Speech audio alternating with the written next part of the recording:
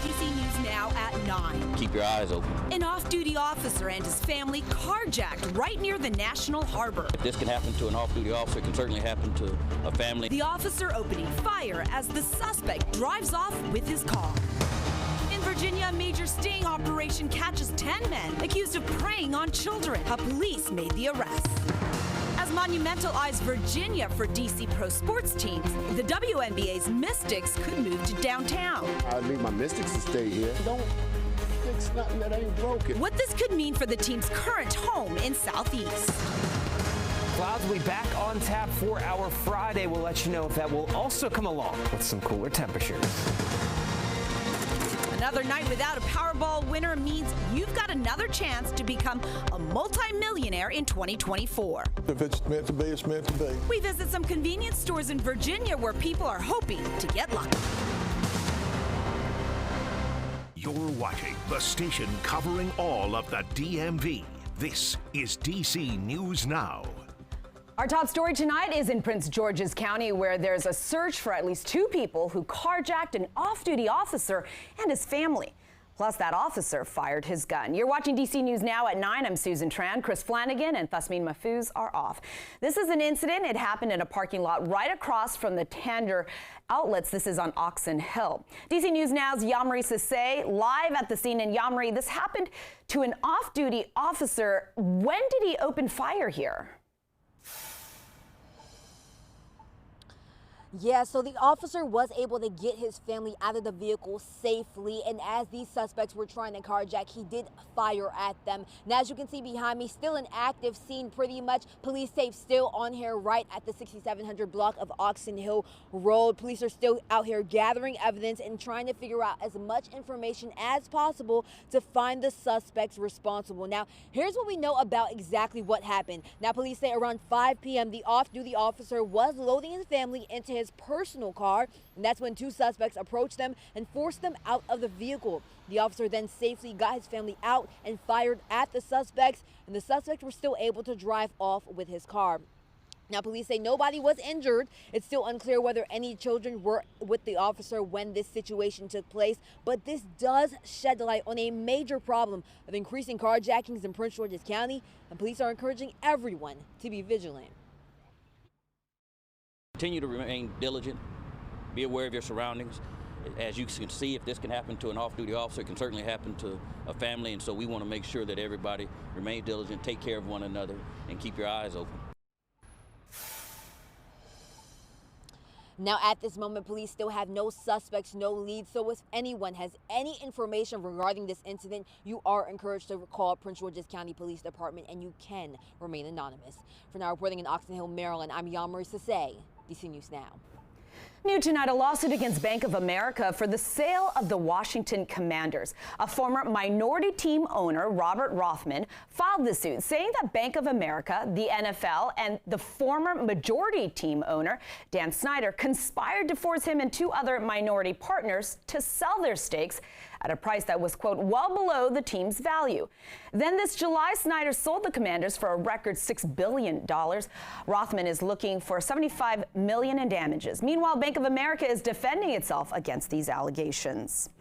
Some lawmakers are exploring the possibility of a casino in Northern Virginia. They're planning to introduce a bill to allow Fairfax County to hold a referendum to build one. Now, the proposal includes a convention center, concert hall, hotel, and other amenities. There was a similar bill last year. It failed. Back in November, voters in Richmond said no to a casino for the second time. Right now, Virginia has gambling facilities in Portsmouth, Danville, and Bristol. The Virginia Department of Health is now reporting a first child who's died from the flu this season. The agency says the child was between 5 and 12 years old and from the Eastern Shore. Health officials are warning everyone to stay healthy. They say make sure you're washing your hands regularly and often. Cough and sneeze into a tissue or your elbow and not into your hands. Stay home when you're feeling sick, and if you do have flu-like symptoms, go to the doctor sooner rather than later. And most importantly, they say everyone 6 months and older should get a yearly flu shot. It is absolutely not too late to get a flu vaccine. We always say as long as flu is spreading, it is worth it to get a flu vaccine. We did see in the Southern Hemisphere during their flu season this year that the flu vaccine was fairly effective in preventing the circulating strains. And unfortunately, CDC did report last week that vaccine uptake in the United States is lower than it was last season. Virginia health officials say that emergency departments and urgent care centers are seeing a 7% increase in people coming in with flu-like symptoms in the last week. It is 9:05 on this Thursday, and let's get over to meteorologist Damon Matson, filling in for the chief, Janessa Webb. And Damon, the rain stopped today. It was looking pretty decent. Yes, exactly right, Susan. We saw those improving conditions that made for a much better day out there, and we're hoping this trend continues as we roll on into Friday and into the upcoming weekend. Again, these rainfall totals, these were just from today. And notice how most of that rain had already come to an end before we got into this Thursday. Just a few lingering showers near the Chesapeake Bay. But otherwise, it was much drier out there. We were able to dry out a little bit from all of that rainfall we had to deal with. And on top of that, we had some beautiful temperatures, mild temperatures by the middle of the afternoon. Most of us reached the upper 50s, even into the 60s, closer to Manassas and Luray. It was just fantastic out there with those peaks of sunshine breaking out too during those peak temperatures. Now, of course, things are cooling down as we are dropping into the 40s. DC, Leesburg, and Manassas, as well as Lexington Park, a few of the only locations hanging on for a little while longer to those lower 50s. So yes, folks, expect things to cool down as we head on towards your Friday morning out there. We are going to see those readings down into mostly the 40s. We could even have some upper 30s out there, as a matter of fact, tomorrow. So be ready to bundle up. And on top of that, be ready for the clouds to be back in play. It is going to be a gray start to your day out there because of a weakening storm system rolling into the DMV. Now, are we only going to see clouds, or is there going to be quite a few showers popping up throughout the day as well? To go along with that, we'll have a full check of your forecast coming up here in just a bit. Damon, we look forward to that. We have an update from Maryland tonight. A missing man's body has been found in the Mattawoman Creek in Charles County. Sheriff's deputies say that Jamel Lee Hung was last seen in that area on November 25th.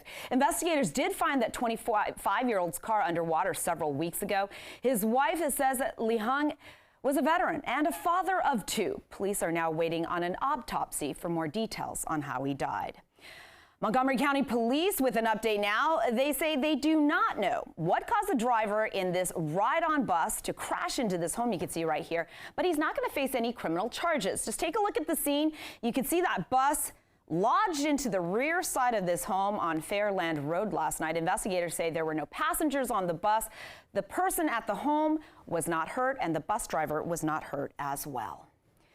New details on a sting to find people preying on children in Fairfax County, Virginia. Investigators say they arrested 10 men who thought they were meeting up with teens. Northern Virginia reporter Haley Milon explains how police have identified these accused predators. People in that community, online community, started sexually soliciting our detectives, thinking they were children. 10 men now all behind bars. They range in age from 22 to 44. Most are from Northern Virginia. One came armed with a gun to meet up with a teen. They go an extra step and tell I am a child. I am 13. Meeting in parking lots across Fairfax County, only to find they'd actually been chatting with detectives posing as children. For many, it's not their first run-in with the law. They're offending again. Police warn parents about a number of popular forums and apps where kids could encounter predators. Fairfax County police have a new weapon to fight predators. K9 Delaware, electronic service dog. Detective was sharing with me, how often, in spite of our best efforts, patrol officers and detectives, we miss things. Delaware's job is to sniff out hidden electronics, a big part of investigations like these. We miss that secreted burner phone with images of child sexual abuse material on it. And because the online world is a playground for predators, police urge parents to find out what apps their kids are using. I think the most important thing that we can do as parents is to have those tough conversations with our children and get involved with what things they're doing online, what apps they're using, what games they're playing, and who they're talking to. All 10 men charged in the operation are being held at the Fairfax County Adult Detention Center. Reporting from Fairfax County, Haley Milon, DC News Now. We have some great news for commuters. The Redline construction is coming in ahead of schedule. Metro says the work between DuPont Circle and Gallery Place stations is finishing a whole day early and under budget. WMATA shut down those stations so crews could tackle critical tunnel repairs and infrastructure updates. The Redline trains along that stretch will now restart Saturday morning at 7, and WMATA says the work came in $250,000 under budget. Montgomery County Public Schools is advising employees to be aware of what they are posting on social media. There was a letter recently sent out to make sure what they say aligns with the school system's values. Our Michaela Newton has more. A letter sent to Montgomery County Public Schools staff on December 20th reminded them to take what they post on social media into consideration. Just before winter break, a letter was sent to MCPS staff by the school system's Chief Operating Officer, Brian Hull. He pointed out there has been an increased attention placed on employee social media accounts, and there has been more scrutiny of them. He also said there has been an increase in employees' accounts being reported. In the letter, Hull states, quote, "It's essential to align with our school system's values, uphold professionalism, and preserve your ability to serve the Montgomery County community." Earlier this month, a Muslim teacher at Argyle Middle School was placed on administrative leave after posting a message in support of Palestinians in her email tagline. Can't help but feel that I'm being ostracized and singled out, especially because I wear a lot of times like something like this where it says our voices will not be silenced, or something that speaks out for social advocacy, just like my other coworkers do as well. So I feel like, I don't know how else to say it, but I just feel singled out, and it just feels really unfair and unjust. And we reached out to MCPS for updates on those teachers placed on administrative leave for posting to their social media things that don't align with MCPS, but we haven't heard back yet. Reporting in Montgomery County, Maryland, I'm Michaela Newton for DC News Now.